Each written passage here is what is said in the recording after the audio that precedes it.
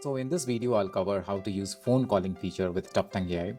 So the step one is connecting your SIP details with Tuftung AI. For that, you have to go to the settings and then go to integration, add SIP trunk.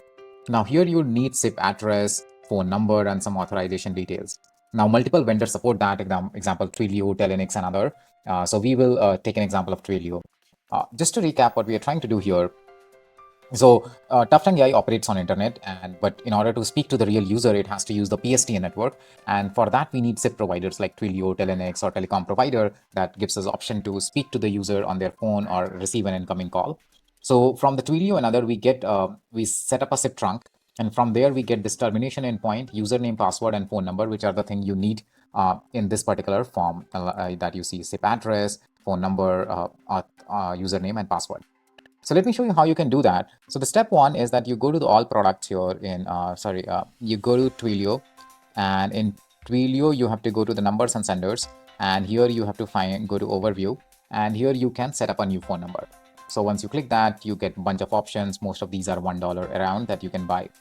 Once you have the phone number, you have to go in elastic SIP trunking. Now this will differ across provider, but they will have some notion of this trunk. And then you have to go and create a new trunk here.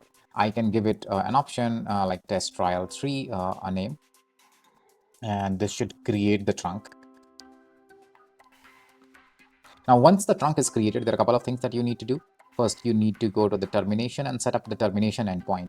This was the endpoint that I was showing you here, and this could be something of the form like test trial 4 .pstn.twilio.com. I'll just copy it for now. And then you can leave the IP access control blank to allow calling from everywhere.